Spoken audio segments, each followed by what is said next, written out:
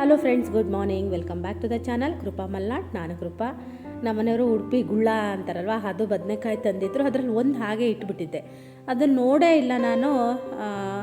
ಅದು ಕೊಳೆತು ಹೋಗ್ಬಿಟ್ಟಿದೆ. ಆಮೇಲೆ ನಿನ್ನೆ ಸಂಜೆ ನೋಡಿ ನಾನು ಹೇಳಿದೆ ಇವರಿಗೆ, ಬದನೆಕಾಯಿ ತನ್ನಿ, ಇವತ್ತು ರೊಟ್ಟಿ ಮತ್ತು ಬದನೆಕಾಯಿ ಬಜ್ಜಿ ಮಾಡೋಣ ಅಂತ. ತುಂಬ ದಿನ ಆಗಿತ್ತು. ಹಾಗಾಗಿ ಈ ಬದನೆಕಾಯಿ ಅಷ್ಟೊಂದು ಚೆನ್ನಾಗಿ ಆಗಲ್ಲ, ಅದಾದರೆ ಚೆನ್ನಾಗಿ ಆಗುತ್ತೆ. ಆದರೆ ಅದು ಹಾಳಾಗ್ಬಿಟ್ಟಿತ್ತು. ಅದರ ತೆಗೆದೆ ನೋಡೋಣ ಅಂತ ಕಟ್ ಮಾಡಿ ಬೇಯಿಸೋಣ ಅಂತ ಹೋದೆ, ಆದರೆ ಅದು ಫುಲ್ ಹಾಳಾಗಿ ಹೋಗಿತ್ತು. ಹಾಗಾಗಿ ಹಾಗೆ ಬಿಟ್ಟೆ. ಇವತ್ತು ನಿಮ್ಮ ಜೊತೆ ಒಂದು ಡೈಲಿ ಬ್ಲಾಗ್ನ ನಾನು ಹಾಗೆ ಶೇರ್ ಮಾಡ್ತಾಯಿದ್ದೀನಿ. ಮನೆ ಹತ್ರ ಕೆಲಸಕ್ಕೆ ಬಂದಿದ್ದಾರೆ. ಮನೆ ಎದುರುಗಡೆ ಸ್ವಲ್ಪ ಕೆಲಸ ಮಾಡ್ತಾಯಿದ್ವಿ. ಇವತ್ತು ಅವರು ಬೇಗನೆ ಬಂದಿದ್ದಾರೆ. ಸ್ವಲ್ಪ ಕೆಲಸ ಉಳಿದಿತ್ತು, ಹಾಗಾಗಿ ಅದಷ್ಟು ಮುಗಿಸಿ ಬೇಗ ಹೋಗ್ತೀವಿ ಅಂತ ಅವ್ರು ಬಂದಿದ್ದಾರೆ. ಅವರಿಗೂ ಕೂಡ ಟೀನ ಮಾಡಿ ಕೊಟ್ಟೆ ನಾನು. ಹಾಗೆ ಊರಿಂದ ಕೂಡ ನಮ್ಮ ಮನೆಯವರು ಕೆಲಸದವ್ರನ್ನೂ ಕರ್ಕೊಂಡು ಬರ್ತೀನಿ ಅಂತ ಹೇಳಿದ್ದಾರೆ. ಸ್ವಲ್ಪ ಗೋಟು ಇತ್ತು, ಅದರಲ್ಲಿ ಸ್ವಲ್ಪ ಒಳ್ಳೆ ಅಡಿಕೆಗಳು ಹೋಗಿರುತ್ತೆ, ಕೈಯಿಂದ ಮಿಸ್ ಆಗಿ. ಅದನ್ನು ಇವತ್ತು ಆರಿಸೋಣ ಅಂತ ಹೇಳಿ ಕರ್ಕೊಬರ್ತೀನಿ ಅಂತ ಹೇಳಿದ್ದಾರೆ. ಇನ್ನೊಂದು 2 ದಿನ ಆಗುತ್ತೇನೋ ಅದೇ ಆರಿಸೋದು. ಅವ್ರು ಬಂದ ಮೇಲೆ ಡಿಪೆಂಡ್ ಆಗುತ್ತೆ ಎಷ್ಟು ಜನ ಬರ್ತಾರೆ, ಏನು ಎತ್ತ ಅನ್ನೋದು. ಈ ವರ್ಷ ಅಡಿಕೆ ಆರಿಸೋದಂತೂ ಸಾಕಪ್ಪ ಸಾಕು ಅನ್ನೋ ಥರ ಆಗಿದೆ. ಈ ವರ್ಷ ಅಡುಗೆ ಅಂತೂ ಮಾಡಿ ಮಾಡಿ ನನಗೆ ಸಾಕು ಬೇಕಾದಂಗೆ ಆಗಿದೆ. ಈಗ ಅವ್ರು ಬಂದಿದ್ರಲ್ಲ, ಅವರಿಗೆ ಟೀ ಮಾಡಿ ಕೊಡ್ತಾಯಿದ್ದೀನಿ. ಇವತ್ತು ಎದ್ದಿದ್ದು ಲೇಟ್ ಆಗೋಯಿತು, 6:15 ಆಗೋಗಿದೆ ಎದ್ದಿದ್ದು. ನಾನು ನಿನ್ನೆ ಏನೋ ತಿಂಡಿ ಮಾಡೋಣ ಅಂತ ಒಂದ್ಸಲ ಅಂದ್ಕೊಂಡಿದ್ದೆ. ಆಮೇಲೆ ಬೆಳಗ್ಗೆ ಬಂದು ನೋಡ್ತೀನಿ ಅನ್ನ ಸುಮಾರಿದೆ, ಮತ್ತು ಬದನೆಕಾಯಿ ಇತ್ತು, ತಂದು 2-3 ದಿನ ಆಗಿತ್ತದು. ಅದು ಚೆನ್ನಾಗಿದೆ ಅಂತ ನಾನು ನೋಡೂ ಇಲ್ಲ. ಬೆಳಗ್ಗೆ ನೋಡ್ತೀನಿ ರೊಟ್ಟಿ ಉಕ್ಕರ್ಕಿ ಇಟ್ಟು ಎಲ್ಲ ಆದಮೇಲೆ ಬದನೆಕಾಯಿ ಸುಡೋಕ್ಕೆ ಅಂತ ನೋಡ್ತೀನಿ, ಬದನೆಕಾಯಿ ಒಂದು ಹಾಳಾಗ್ಬಿಟ್ಟಿದೆ. ಅದರಲ್ಲಿ ಬದನೆಕಾಯಿ ಬಜ್ಜಿ ಮಾಡಿದ್ರೆ ತುಂಬ ಚೆನ್ನಾಗಿರುತ್ತೆ. ಹಾಳಾಗ್ಬಿಟ್ಟಿದೆ, ಹೊಟ್ಟೆ ಎಲ್ಲ ಹುರಿದೋಯ್ತು ನನಗೆ. ಆಮೇಲೆ ಈ ಬದನೆಕಾಯಿ ಬೇಯುತ್ತೋ ಇಲ್ವೋ ಅಂತ ಹಾಕಿದೆ, ಚೆನ್ನಾಗಿ ಬೆಂದಿದೆ. ಬದನೆಕಾಯಿ ಜಾಸ್ತಿ ಆಗುತ್ತಾ ಏನೋ ಗೊತ್ತಿಲ್ಲ, ನೋಡ್ತೀನಿ. ಬೆಳಗ್ಗೆಗೆ ಎಷ್ಟು ಬೇಕೋ ಅಷ್ಟೇ ಬಜ್ಜಿ ಮಾಡ್ಕೊತೀನಿ. ಬಜ್ಜಿ ಎಲ್ಲ ಏನು ಗೊತ್ತಾ, ಸಂಜೆಗೆ ಅದು ಟೇಸ್ಟ್ ಬರಲ್ಲ, ಒಂಥರ ಹುಳಿ ಆಗಿಬಿಡುತ್ತೆ. ನೀವು ಫ್ರಿಜ್ಜಲ್ಲಿ ಇಟ್ಟರು ಅಷ್ಟೇ, ಏನು ಮಾಡಿದ್ರು ಬಜ್ಜಿ ಚೆನ್ನಾಗಿ ಆಗಲ್ಲ. ಅದಕ್ಕೆ ಬೆಳಗ್ಗೆಗೆ ಎಷ್ಟು ಬೇಕೋ ಅಷ್ಟು ಮಾಡ್ಕೊತೀನಿ. ಹಾಗೆ ಬದನೆಕಾಯಿ ಇಟ್ಟರೆ ಸಂಜೆ ಅದನ್ನು ಹಾಗೆ ಮೊಸರು ಹಾಕ್ಕೊಂಡು ಕಲಿಸ್ಕೋಬೋದು ಅಂತ.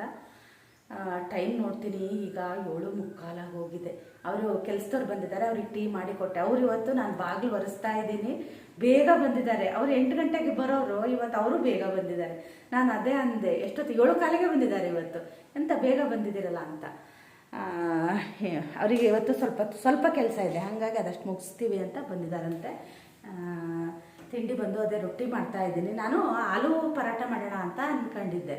ಆಮೇಲೆ ಬೆಳಗ್ಗೆ ಎದ್ದು ಬಂದು ನೋಡ್ತೀನಿ ಅನ್ನ ಸುಮಾರು ಇದೆ. ಆಲೂ ಪರಾಟ ಮಾಡೋದಕ್ಕೆ ಆಲೂ ಪನ್ನೀರ್ ಹಾಕಿ ಮಾಡೋಣ, ಅವತ್ತು ಮಾಡಿದ್ದೆ ಚೆನ್ನಾಗಾಗಿತ್ತಲ್ಲ, ಅದೇ ಥರ ಮಾಡೋಣ. ಸ್ವಲ್ಪ ಇದಿದೆ, ಹೂಕೋಸಿದೆ, ಸ್ವಲ್ಪ ಬೆಂಡದಂಗೆ ಆಗಿದೆ, ಅದನ್ನು ತುರಿದು ಎಲ್ಲ ಮಾಡಿ ಹಾಕಿ ಮಾಡೋಣ ಅಂತ ಅಂದ್ಕೊಂಡಿದ್ದೆ. ಅನ್ನ ನೋಡ್ತೀನಿ ಸುಮಾರಿದೆ. ಇದು ಹಳೆ ಭತ್ತ ಆಗಿರೋದ್ರಿಂದ ಅನ್ನ ನಾಳೆ ಮಧ್ಯಾಹ್ನ ಅನ್ನೋಷ್ಟೊತ್ತಿಗೆ ಒಂದೊಂದ್ಸಲ ಇದಂಗೆ ಆಗುತ್ತೆ, ಸ್ವಲ್ಪ ವಾಸನೆ ಬಂದಂಗೆ ಆಗಿಬಿಡುತ್ತೆ. ಹಾಗಾಗಿ ಮತ್ತು ಸುಮ್ಮನೆ ವೇಸ್ಟ್ ಆಗುತ್ತೆ. ಸುಮಾರಿತ್ತು ಅನ್ನ, ಮತ್ತು ಮಧ್ಯಾಹ್ನ ಅನ್ನ ಹಿಂದಿನ ದಿನದ ಬಿಸಿ ಮಾಡಿದ್ರೆ ನಾನು ಒಬ್ಬಳೇ ಊಟ ಮಾಡಬೇಕು. ಪಾಪ ಇವ್ರು ಮಾಡೋದಿಲ್ಲ, ಅವ್ರಿಗೆ ಕೊಡೋದು ನನಗೆ ಇಷ್ಟ ಆಗಲ್ಲ. ಹಾಗಾಗಿ ಅತ್ಲಾಗ ರೊಟ್ಟಿನೇ ಮಾಡಿಬಿಡೋಣ ಅಂತ ರೊಟ್ಟಿ ಮಾಡಿದೆ. ಬದನೆಕಾಯಿ ನೋಡಿದವಳು ಸದ್ಯ ಇವು ಇಷ್ಟು ಹಾಳಾಗೋದ್ರೊಳಗೆ ಆ ಬದನೆಕಾಯಿ ಬಜ್ಜಿ ಮಾಡಿಬಿಡೋಣ ಅಂತ ಬಜ್ಜಿ ಮಾಡ್ತಾಯಿದ್ದೀನಿ. ಇದರಲ್ಲಿ ಪಲ್ಯನೂ ಚೆನ್ನಾಗುತ್ತೆ ಈ ಬದನೆಕಾಯಲ್ಲಿ. ಇದು ಬಜ್ಜಿ ಬೇಯುತ್ತೋ ಇಲ್ವ ಅಂತ ನಂಗೆ ಡೌಟ್ ಇತ್ತು, ಆದರೆ ತುಂಬ ಚೆನ್ನಾಗಿ ಬೆಂದಿದೆ. ಕೆಲವೊಂದು ಬದನೆಕಾಯಿ ಬೇಯಲ್ಲ, ಅಷ್ಟು ಚೆನ್ನಾಗಿ ಬೇಯಲ್ಲ, ಹಣ್ಣಿನಂಗೆ ಬೇಯಬೇಕು ಬಜ್ಜಿಗೆ, ಆವಾಗ ಚೆನ್ನಾಗಾಗುತ್ತೆ. ನಾನು ಬದನೆಕಾಯಿ ಚಟ್ನಿ ಮಾಡೋಣ ಅಂತಲೇ ಅಂದ್ಕೊಂಡಿದ್ದೆ, ಅದೊಂಥರ ಮಾಡ್ತಾಯಿದ್ದೆ. ಅದೆಲ್ಲ ಬಿಟ್ಟಿದ್ದೀನ, ಇವಾಗ ನನಗೆ ಮರ್ತೋದಂಗೆ ಆಗಿಬಿಟ್ಟಿದೆ. ಟೊಮೆಟೊ, ಈರುಳ್ಳಿ ಆಮೇಲೆ ಅದೆಲ್ಲ ಹಾಕಿ ಬಾಡಿಸಿ ಮಾಡ್ತಾಯಿದ್ದೆ, ಅದು ನನಗೆ ಈಗ ಮರ್ತೋಗ್ಬಿಟ್ಟಿದೆ. ಇವತ್ತು ಬಜ್ಜಿನೇ ಮಾಡ್ತೀನಿ, ಬೇಕಾದರೆ ಸಂಜೆ ಮಾಡ್ಕೊಳ್ಳೋಕ್ಕಾಗುತ್ತೆ ಅಂತ. 2 ಮಾಡೋಷ್ಟು ಇವತ್ತು ನನ್ನ ಹತ್ರ ಟೈಮ್ ಇಲ್ಲ. ಹಾಗಾಗಿ ಅದರ ಉಕ್ಕುರ್ಕಿನ ಹಾಕಿದ್ದೀನಿ. ಟೀ ಕುಡ್ಕೊಳ್ಳೋಣ ಅಂತ, ಸುಮಾರು ಹೊತ್ತು ಆಗೋಯ್ತಲ್ಲ, ಟೀ ಕುಡಿಯೋ ಟೈಮ್ ಆಗೋಯ್ತು. ಹಾಗಾಗಿ ಟೀ ಕುಡಿಯೋಣ ಅಂತ ಅನ್ನಿಸ್ತಾ ಇದೆ. ಟೀ ಕುಡಿದೆ ಕೆಲಸ ಶುರು ಮಾಡೋಣ ಅಂತ. ಏನಿಲ್ಲ, ಇನ್ನೇನು ಆದಿ ನಮ್ಮನೆ ಬಂದ ರೊಟ್ಟಿ ಮಾಡಿಕೊಟ್ರೆ ಸರಿ. ಇದು ಬಜ್ಜಿ ಅದೇನು 10 ನಿಮಿಷಕ್ಕೆ ಆಗುತ್ತೆ, 10 ನಿಮಿಷನೂ ಬೇಡ, 5 ನಿಮಿಷಕ್ಕೆ ಆಗುತ್ತೆ. ಮತ್ತು ಯಾವ ಮೊಗ್ಗು ಕುಡೀಲಿ, ಮೊಗ್ಗು ತಗೊಂತ ಏನು ಗೊತ್ತಾ, ಇಲ್ಲಿ ನನಗೆ ಈಗ ಅನುಭವ ಆಗಿರೋದು, ಇಷ್ಟು ಮಗ್ಕೊಂಡ ಮೇಲೆ. ಇದು ದಪ್ಪ ಇರಬಾರ್ದು, ಇದು ದಪ್ಪ ಇದ್ದರೆ ಕುಡಿಬೇಕಿದ್ರೆ ವಾಪಸ್ ಇಲ್ಲಿ ಬರುತ್ತೆ. ಹಾಗಾಗಿ ತಗೊಂತ ಇದು ನೋಡಿ ತೊಗೋಬೇಕು. ಅಲ್ಲಿ ಏನು ಗೊತ್ತಾ, ಮೊಗ್ಗು ನೋಡಿದ ತಕ್ಷಣ ಖುಷಿಗೆ ಅದೇನು ನೆನಪೇ ಇರಲ್ಲ. ಅವು ಒಡೆದಿದ್ದಾವ ಇದಾಗಿದ್ದಾವ ಅನ್ನೋದು ನೋಡೋಲ್ಲ ನಾನು. ಒಂದೊಂದ್ಸಲ ಸ್ವಲ್ಪ ಅದೊಂಚೂರು ಇದಾದಂಗೆ ಆಗಿದೆ ಒಂದು ಮಗ್ಗು. ನಮ್ಮನೇಲಿ ಅದನ್ನು ತೆಗಿ ಅಂತಾರೆ, ಆದರೆ ಅದು ಒಡೆದಿಲ್ಲ, ಅದೇನೋ ಕಟ್ಟಾಗಬೇಕಿದ್ರೋ ಏನೋ ಒಂದು ಸ್ವಲ್ಪ ಇದಾಗಿದೆ ಅಷ್ಟೇ.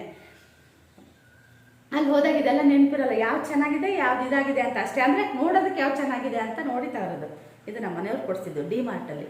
ಚೆನ್ನಾಗಿದೆ, ಇದು ವಜಾ ಇದೆ, ಸಣ್ಣ ಇದೆ, ಆದರೆ ಇಲ್ಲಿ ದಪ್ಪ ಇದೆ. ಕುಡಿಯೋಕೆ ಅಷ್ಟು ಚೆನ್ನಾಗಾಗಲ್ಲ, ಇದು ತೆಳು ಇದ್ರೆ ಚೆನ್ನಾಗಿರುತ್ತೆ. ನನ್ನ ತಂಗಿ ತಂದು ಕೊಟ್ಟಿರೋ ಮಗು ನಂಗೆ ತುಂಬ ಇಷ್ಟ ಆಗುತ್ತೆ. ಅದು ಒಂದಿದೆ ಹೋಮ್ ಸೆಂಟ್ರಲ್ಲಿ ತಂದಿದ್ದು. ನನಗೆ ಉಡುಪಿಗೆ ಹೋದಾಗ ಹೋಮ್ ಸೆಂಟ್ರಿಗೆ ಹೋಗಿ ಹೋಗಿ ಅಂತ, ಹೋಮ್ ಸೆಂಟ್ರೆ ಹೋಗಿ ಅಂತ ಹೇಳ್ತಾ ಇದ್ದಾರೆ. ಎಲ್ಲಿದೆ ಅಂತ ನನಗೂ ಗೊತ್ತಿಲ್ಲ. ಹೆಚ್ಚಾಗಿ ನಾನು ಜುಡಿಯೋ ಹೋಗಿದ್ದೆ. ಜುಡಿಯೋ ಆಪೋಸಿಟ್ಟು ಒಂದು ಮಾಲ್ ಇದೆ. ನಮ್ಮ ಶ್ರೇಯು ಯಾವಾಗಲೂ ಹೇಳ್ತಿರ್ತಾನೆ, ಯಾರಾದರೂ ಅವರು ಉಡುಪಿಯವ್ರು ಕಮೆಂಟ್ ಮಾಡಿದ್ರೆ ನಂಗೆ ಅದು ಯಾವ ಮಾಲಲ್ಲಿದೆ ಅಂತ ಹೇಳಿ. ಜುಡಿಯೋ ಇದೆ, ಅದ್ರ ಆಪೋಸಿಟ್ಟು ಒಂದು ದೊಡ್ಡ ಮಾಲ್ ಇದೆ. ಅದರಿಂದ ಹಿಂಗೆ ಹೋದರೆ ಕೆಳಗೆ ಹೋದರೆ ಡಿ ಮಾರ್ಟ್ ಇದೆ. ಹಾಗೆ ನಾವು ಸ್ಟ್ರೈಟ್ ಹಂಗೆ ನಮ್ಮ ಕಡೆ ಬರ್ಬೋದು, ಬ್ರಹ್ಮಾವರದ ಕಡೆ ಹೋಗ್ಬೋದು, ಆ ಥರ ಇದೆ. ಆ ಡಿ ಮಾರ್ಟ್ ಅಂತ ನಂಗೆ ಹೋಮ್ ಸೆಂಟರ್ ಅಂತ ಇದು ಮಾಡಿ. ನಂಗೆ ಹೋಮ್ ಸೆಂಟರ್ ತುಂಬ ಇಷ್ಟ ಆಗುತ್ತೆ. ನಾನು ಮೈಸೂರಿಗೆ ಹೋದಳು ಹೋಮ್ ಸೆಂಟ್ರಿಗೆ ಹೋಗಿದ್ದೀನಿ ಅಂತ ಖುಷಿ ಪಟ್ಟಿದ್ದೆ. ಅದು ನೋಡಿದ್ರೆ ಹೋಮ್ ಸೆಂಟ್ರಲ್ಲ ಎಟ್ಟೋಮ್ ಆಗಿತ್ತು. ಮಾಲ್ ಆಫ್ ಮೈಸೂರಿಗೆ ಅಲ್ಲಿ ತೊಗೊಂಡಾಗ ನಾನೆಲ್ಲ ಸ್ವಲ್ಪ ಬಂದಿದ್ದೆ. ಹೋಮ್ ಸೆಂಟ್ರಲ್ಲಿ ಇರೋಂಥದ್ದೇ ಸುಮಾರೆಲ್ಲ ಇತ್ತು. ಹಾಗಾಗಿ ನಮ್ಮ ಇದರಲ್ಲೂ ಇದೆ, ಶಿವಮೊಗ್ಗದಲ್ಲೂ ಇದೆ. ಫಸ್ಟ್ ಈ ಸಲ ನಂಗೆ ತುಂಬ ಅಂದರೆ ತುಂಬಾ ಸುಸ್ತಾಗ್ಬಿಡ್ತು. ಶಿವರಾತ್ರಿ ಹಬ್ಬ ದಿನ, ಹಿಂದಿನ ದಿನ, ಅದಕ್ಕೂ ಹಿಂದಿನ ದಿನ ಪಾಲಿಶ್ ಅವ್ರು ಬಂದಿದ್ದರು. ಅದನ್ನು ಮತ್ತೆ ಮನೆ ಕ್ಲೀನ್ ಮಾಡಿದೆ. ಅದಕ್ಕೂ ಹಿಂದೆ ನಾನು ಮತ್ತೆ ಮನೆನ ಕ್ಲೀನ್ ಮಾಡ್ಕೊಂಡಿದ್ದೆ. ಅವರೆಲ್ಲ ಬಂದ ಮೇಲೆ ಮತ್ತೆ ಮನೆ ಕ್ಲೀನ್ ಮಾಡಿದೆ. ಆಮೇಲೆ ಆವಾಗ ಕೆಲಸದವ್ರು ತುಂಬ ಇತ್ತು, ಬೆಳಗ್ಗೆ ಊಟ ತಿಂಡಿ ಅದೇ ಆಗೋಗಿತ್ತು. ನಂಗೆ ತುಂಬ ಸುಸ್ತಾಗ್ಬಿಟ್ಟೆ ಆ ಟೈಮಲ್ಲಿ ಮಾತ್ರ. ಶಿವರಾತ್ರಿ ದಿನ ನಾನು ಎಲ್ಲ ಕೆಲಸ ಮಾಡಿದ್ದೀನಿ, ನೆಲ ಒರೆಸ್ಕೊಂಡಿದ್ದೀನಿ. ನನಗೆ ಮಧ್ಯಾಹ್ನದ ಮೇಲೆ ಹುಷಾರಿಲ್ದಂಗೆ ಆಗಕ್ಕೆ ಶುರು ಆಗೇ ಹೋಯಿತು. ಸೊಂಟ ನೋವು ಶುರುವಾಯಿತು, ಆಮೇಲೆ ಜ್ವರ ಬಂದಂಗೆ ಆಯಿತು. ಹಬ್ಬದ ದಿನ ಎಲ್ಲ ಅಡುಗೆನೂ ಮಾಡಿದ್ದೀನಿ. ಹಾಗಾಗಿ ನಾನು ಹೆಚ್ಚಿಗೆ ಆವತ್ತು ಅಡುಗೆಗಳು ಎಲ್ಲ ಮಾಡೋಕ್ಕಾಗಲೇ ಇಲ್ಲ ನನ್ನ ಕೈಯಲ್ಲಿ. ಎಡೆಗೂ ಎಲ್ಲ ರೆಡಿ ಮಾಡ್ಕೊಂಡಿದ್ದೀನಿ, ಯಾವುದೂ ನಾನು ಮಾಡೋಕ್ಕಾಗಲೇ ಇಲ್ಲ. ಆದರೆ ನಾನು ಆ ಬ್ಲಾಗಲ್ಲಿ ಹೇಳಲಿಲ್ಲ. ತುಂಬ ಹುಷಾರಿಲ್ದಂಗೆ ಆಗಿಬಿಟ್ಟು ನನಗೆ ಪೂಜೆ ಕುತ್ಕೊಂಡಿದ್ದೀನಿ, ನಂಗೆ ಹೇಳೋಕ್ಕೆ ಆಗ್ತಾಯಿಲ್ಲ, ಅಷ್ಟು ಸಾಕಾದಂಗೆ ಆಯ್ತು. ಹಾಗಾಗಿ ನಾನು ಆ ವ್ಲಾಗ್ನ ಪೂಜೆದು ಮಾತ್ರ ಹಾಕಿದೆ. ಅದಾದ ನಂತರದ್ದು ಅದೇ ಹಾಗೆ ವ್ಲಾಗ್ನ ಹಾಕಲೇ ಇಲ್ಲ. ಆವತ್ತು ಜ್ವರ ಎಲ್ಲ ಬಂದು ತುಂಬ ಹುಷಾರಿಲ್ದಂಗೆ ಆಯಿತು. ನಾನು ಒಂದೆರಡು ದಿನ ರೆಸ್ಟ್ ಕೂಡ ಮಾಡಿದೆ. ನನ್ನ ಹತ್ರ ಹಳೆ ವೀಡಿಯೋಗಳು ಇತ್ತಲ್ಲ, ಹಾಗಾಗಿ ನಾನು ಅದೇ ವೀಡಿಯೋಗಳನ್ನೇ ಪೋಸ್ಟ್ ಮಾಡ್ತಾ ಬಂದುಬಿಟ್ಟೆ. ಹಾಗಾಗಿನೇ ನಾನು ಸ್ವಲ್ಪ ಬ್ಯಾಕಪ್ ವೀಡಿಯೋಗಳನ್ನ ಇಟ್ಕೊಂಡಿರ್ತೀನಿ ಈ ಥರ ಎಲ್ಲ ಆದಾಗ ಅಂತ. ಶಿರೀನ್ ಅವರು ನಂಗೆ ಹೇಳಿದರು ಒಂದು ಸ್ವಲ್ಪ ದಿನ ರೆಸ್ಟು ತೊಗೊಳ್ಳಿ ಅಂತ. ಹಾಗಾಗಿ ನಾನು ಒಂದೆರಡು ದಿನ ಯಾವುದೇ ವೀಡಿಯೋಗಳು ಮಾಡಿಲ್ಲ. ವೀಡಿಯೋ ಮಾಡೋದು ಬಿಟ್ಟರೆ ಏನಾಗುತ್ತೆ ಗೊತ್ತಾ, ನೆಕ್ಸ್ಟ್ ವೀಡಿಯೋ ಮಾಡೋಕ್ಕೆ ಮನಸ್ಸೇ ಬರಲ್ಲ. ಅಯ್ಯೋ ಯಾರು ಮಾಡ್ತಾರಪ್ಪ ಅನ್ನೋ ಥರ ಅನಿಸುತ್ತೆ. ಹಾಗಾಗಿನೇ ನಾನು ಅರ್ಧ ವೀಡಿಯೋಗಳನ್ನ ಮಾಡೋದನ್ನ ಯಾವುದೇ ಕಾರಣಕ್ಕೂ ಸ್ಕಿಪ್ ಮಾಡಲ್ಲ. ಅದು ಮಾಡ್ತಾಯಿದ್ರೆ ಅದೊಂದು ಮಾಡ್ತಾನೇ ಇರ್ತೀವಿ. ಒಂದಿನ ಇಲ್ಲ 2 ದಿನ ಸ್ಕಿಪ್ ಮಾಡಿದ್ರೂ ನೆಕ್ಸ್ಟು ಮಾಡಬೇಕಿದ್ರೆ ಅಯ್ಯೋ ಇವತ್ತು ಮಾಡೋದು ಬೇಡ, ನಾಳೆ ಮಾಡೋಣ ಹಂಗೆ ಅನಿಸುತ್ತೆ. ಅದಕ್ಕೇ ನಾನು ವೀಡಿಯೋಗಳನ್ನ ಮಾಡದೇ ಇರಲ್ಲ, ಯಾವಾಗಲೂ ಮಾಡ್ತೀನಿ. ಹಾಗೆ ನಮ್ಮ ಮನೆಯವರು ಕೂಡ ಬಂದರು, ಕೆಲಸದವ್ರನ್ನೂ ಕೂಡ ಅವರು ಕರ್ಕೊಂಡು ಬಂದರು. ಹಾಗಾಗಿ ನನಗೆ ಸ್ವಲ್ಪ ಹೆಲ್ಪ್ ಆಯಿತು. ಮತ್ತೇನೆಂದರೆ ಇವಾಗ ಬೇಗ ಎದ್ದರೆ ಮಾತ್ರ ನನ್ನ ಕೆಲಸಗಳು ಮುಗಿಯುತ್ತೆ. ಹಾಗಾಗಿ ನಾನು ಈಗ ಬೇಗ ಸ್ವಲ್ಪ ಹೇಳೋದನ್ನ ರೂಢಿ ಮಾಡ್ಕೊಂಡಿದ್ದೀನಿ. ಆದರೂ ಅವಾಗವಾಗ ಒಂದೊಂದು ದಿನ ಸ್ವಲ್ಪ ಲೇಟಾಗಿ ಹೇಳ್ತೀನಿ. ಆವಾಗ ಯಾಕಾದರೂ ಬೆಳಗಾಗುತ್ತೆ ಅನಿಸುತ್ತೆ. ಬ್ಯಾಲೆನ್ಸ್ ಈಸ್ ಹಾರ್ಡ್ ಅಂತ ನನಗೂ ಕೂಡ ಅನಿಸುತ್ತೆ. ಎಲ್ಲ ಕೆಲಸಗಳನ್ನೂ ಬ್ಯಾಲೆನ್ಸ್ ಮಾಡೋದಾಗಲಿ ತುಂಬ ಕಷ್ಟ ಅನಿಸುತ್ತೆ ಒಂದೊಂದು ಸಲ. ಮತ್ತು ಅದು ಹೆಂಗೆ ಅಂದರೆ ಎಲ್ಲ ಒಂದು ಮನಸ್ಸಿನ ಮೇಲೆ ಡಿಪೆಂಡ್ ಆಗಿರುತ್ತೆ.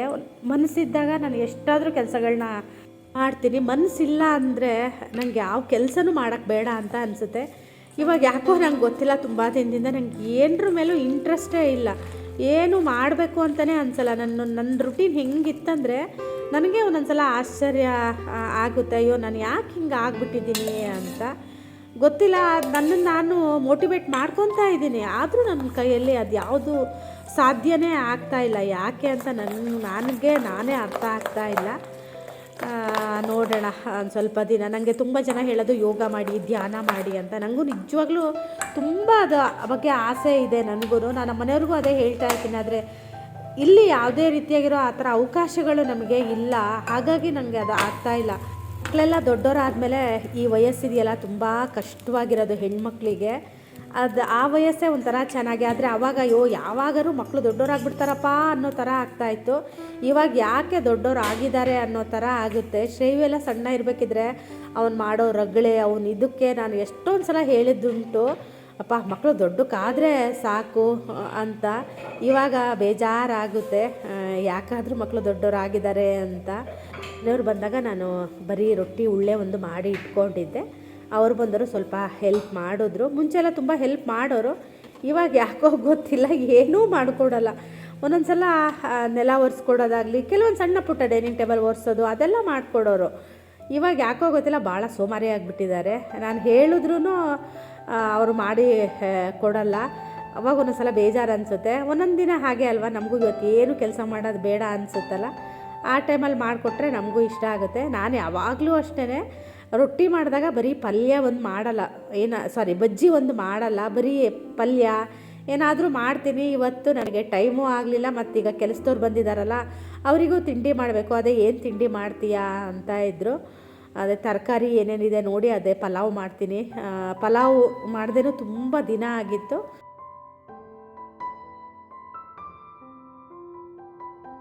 ಮೂರು ಜನ ಬಂದಿದ್ದರು, ಹಾಗಾಗಿ ಅವರಿಗೂ ಪಲಾವ್ನ ಮಾಡ್ತಾಯಿದ್ದೀನಿ. ಬೀನ್ಸ್ ನಿನ್ನೆ ತೊಗೊಂಡು ಬಂದಿದ್ದರು ನಮ್ಮನೆಯವರು. ಎಷ್ಟು ಫ್ರೆಶ್ ಆಗಿತ್ತಂದರೆ, ನಾನು ಬೀನ್ಸು ಮತ್ತು ಇದನ್ನು ಏನದು ಕ್ಯಾರೆಟ್ ಹಾಕಿ ಒಂದು ಪಲ್ಯ ಮಾಡ್ತಾಯಿದ್ದೆ. ಅದನ್ನು ಮಾಡಬೇಕು ಅಂತ ಅನಿಸಿತ್ತು ನನಗೆ, ಆದರೆ ನಾನು ಮಾಡಲೇ ಇಲ್ಲ. ನಾನು ಹಾಗೇ ಎಲ್ಲದನ್ನು ಮಾಡಬೇಕು ಅಂತ ಅಂದ್ಕೊಳೋದೇನೋ ನಿಜ, ಯಾವುದೂ ಮಾಡ್ತಾಯಿಲ್ಲ. ಆವಾಗೆಲ್ಲ ಮನಸ್ಸಿಗೆ ಬಂತು ಅಂದ ತಕ್ಷಣ ಪಟ್ ಅಂತ ಮಾಡ್ತಾಯಿದ್ದೆ. ಇವಾಗ ಹಂಗಾಗಿದೆ. ಹಾಗೆ ಬಜ್ಜಿಗೆ ಸ್ವಲ್ಪ ಈರುಳ್ಳಿ ಹೆಚ್ಚಿದ್ರು ನಮ್ಮನೆಯವರು, ಅದು ಜಾಸ್ತಿ ಆಗಿಬಿಟ್ಟಿತ್ತು. ಅದಕ್ಕೇ ಅದರಲ್ಲೇ ಒಂದು ಸ್ವಲ್ಪ ತೆಗೆದಿಟ್ಕೊಂಡಿದ್ದೆ, ಅದನ್ನೇ ನಾನೀಗ ಪಲಾವಿಗೆ ಹಾಕಿದ್ದೀನಿ. ಹೂಕೋಸಿತ್ತು, ಅದನ್ನು ಕೂಡ ಹಾಕಿದೆ. ಪಲಾವಿಗೆ ಹೂಕೋಸು ಹಾಕಿದ್ರೆ ಚೆನ್ನಾಗಿರುತ್ತೆ. ಇದು ಅಕ್ಕಿ ಹೊಸದಾಗಿ ಮೊನ್ನೆ ಮಾಡಿಸಿದ್ದೀವಿ. ಈ ಸಲ ಅಕ್ಕಿಲಿ ಅದೇನೋ ಒಂಥರ ಕಪ್ಪು ಅಕ್ಕಿ ಇದೆ ಜಾಸ್ತಿ, ಅದಕ್ಕೆ ನಮ್ಮನೆಯವರು ಅದನ್ನು ಆರಿಸಿ ಹಾಕು ಅಂತ ಹೇಳ್ತಾರೆ. ಅದಕ್ಕೆ ಅಕ್ಕಿನ ನಾನು ಅದರಲ್ಲಿರೋದನ್ನು ಆರಿಸ್ತಾ ಇದ್ದೀನಿ. ಇವಾಗೆಲ್ಲ ಮಿಲ್ಗಳು ಚೆನ್ನಾಗಿರೋದಕ್ಕೆ ಅಕ್ಕಿ ಹಸಿ ಮಾಡೋದು ಅದೆಲ್ಲ ಬೇಡ. ಮುಂಚೆ ಎಲ್ಲ ಅಕ್ಕಿ ಹಸಿ ಮಾಡೋದು ಅಂತಲೇ ಮಾಡ್ತಾಯಿದ್ವಿ. ಅದನ್ನು ಕೇರಿ ಅದರಲ್ಲಿರೋ ನುಚ್ಚು ತೆಗೆದು ಅದರಲ್ಲಿ ಕಲ್ಲು ಆರಿಸಿ, ಆನಂತರ ಅದರಲ್ಲಿ ಭತ್ತ ಇರೋದು, ಭತ್ತಕ್ಕೆ ನಲ್ಲು ಅಂತ ಹೇಳ್ತಾರೆ, ಕಲ್ಲು ನಲ್ಲು ಅದೆಲ್ಲ ಆರಿಸಿ ಅದೆಲ್ಲ ಮಾಡ್ತಾಯಿದ್ರು. ಅಕ್ಕಿ ಮಾಡೋದು ಅಂದರೆ ನಮಗೆಲ್ಲ ಒಂದು ಖುಷಿ. ಆವಾಗ ಅಂದರೆ ಕೆಲಸದವರು ಮಾಡ್ತಾಯಿದ್ರಲ್ಲ, ಅವ್ರ ಜೊತೆ ಕುತ್ಕೊಳ್ಳೋದು, ನಾವು ಭತ್ತ ಆರ್ಸಕ್ಕೆ ಹೋಗೋದು ಅದೆಲ್ಲ ಮಾಡ್ತಾಯಿದ್ವಿ. ಆಮೇಲೆ ಹಿಂದೆ ನೀವು ಅನ್ಕೋಬೋದು, ಮದುವೆ ಮನೆಗೆ ಶುರು ಆಯಿತು ಅಂದರೆ ಆವಾಗ ಅಕ್ಕಿ ಮಾಡೋದು ಅಂತಲೇ ಒಂದು ದಿನ ಇರ್ತಾಯಿತ್ತು. ಊರವರೆಲ್ಲ ಬರ್ತಾಯಿದ್ರು ಅಕ್ಕಿ ಹಸಿ ಮಾಡೋದು ಅಂತ, ಆ ಶಾಸ್ತ್ರ ಕೂಡ ಇರ್ತಾಯಿತ್ತು. ಇವಾಗೆಲ್ಲ ಇಲ್ಲ. ತುಂಬ ಜನರಿಗೆ ಗೊತ್ತಿದೆಯೋ ಇಲ್ವೋ ಅನ್ನೋದು ಗೊತ್ತಿಲ್ಲ ನನಗೆ. ಇವಾಗೆಲ್ಲ ಸೂಪರ್ ಮಾರ್ಕೆಟ್ ಆಗಿರೋದಕ್ಕೆ ಎಲ್ಲ ಸಾಮಾನು ಅವರೇ ಎಲ್ಲ ಸರಿ ಮಾಡಿ ಇಟ್ಟಿರ್ತಾರೆ, ಹಸಿ ಮಾಡಿಸಿ ಎಲ್ಲ ತರೋದಿದೆ, ಪ್ಯಾಕೆಟ್ ಓಪನ್ ಮಾಡೋದಿದೆ, ಅಡುಗೆ ಮಾಡೋದಿದೆ.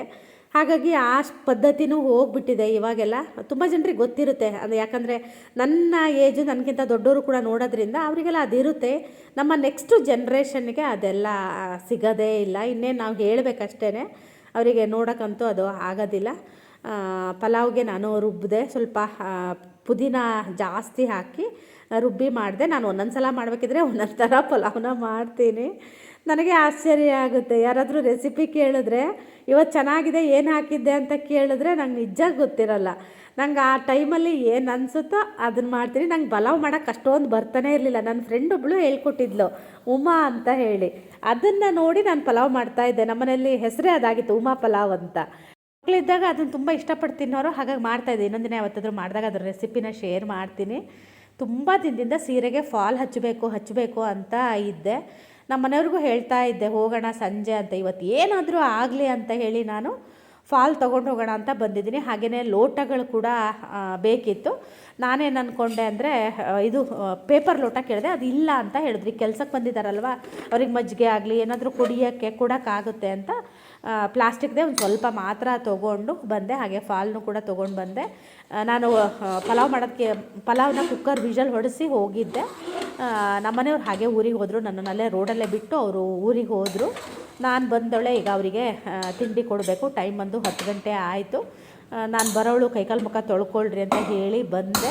ಅವ್ರು ತೊಳೆಯೋಕ್ಕೆ ಹೋದರು. ಇವಾಗ ನಾನು ಅವರಿಗೆ ತಿಂಡಿ ಕೊಡೋದಕ್ಕೆ ರೆಡಿ ಮಾಡ್ತಾಯಿದ್ದೀನಿ.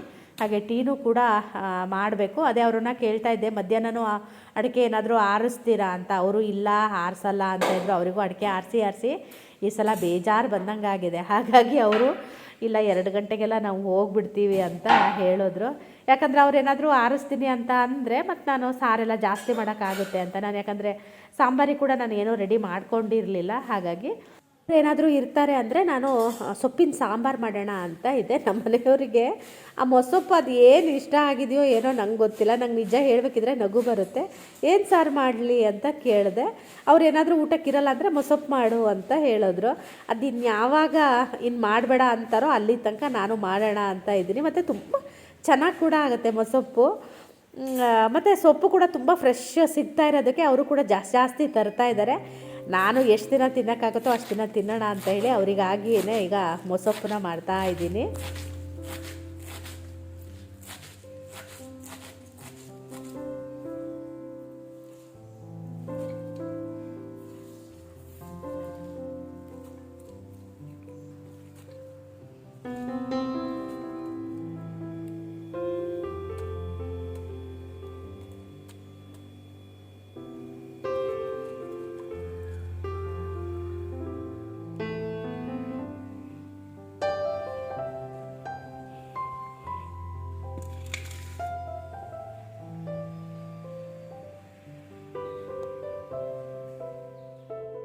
ಕಡೆ ಕೆಲಸ ಮಾಡ್ತಾ ಇದ್ರಲ್ವ, ಅವ್ರಿಗೆ ನಾನು ಮಜ್ಜಿಗೆನ ಒಯ್ದು ಕೊಟ್ಟೆ. ಇವ್ರಿಗೆ ಕೇಳಿದೆ, ಅಡಿಕೆ ಆರಿಸೋರಿಗೆ, ಬೇಡ ನಾವು ಈಗ ಟೀ ಕುಡ್ದಿದ್ದೀವಲ್ವ, ಬೇಡ ಆಮೇಲೆ ಕುಡಿತೀನಿ ಅಂತ ಹೇಳಿದ್ರು. 1:15 ಮೇಲೆ ಕುಡಿತೀವಿ ಅಂತ ಹೇಳಿದ್ರು. ಹಾಗಾಗಿ ನಾನು ಅವರಿಗೆ ಮಜ್ಜಿಗೆ ಕೊಡಲಿಲ್ಲ.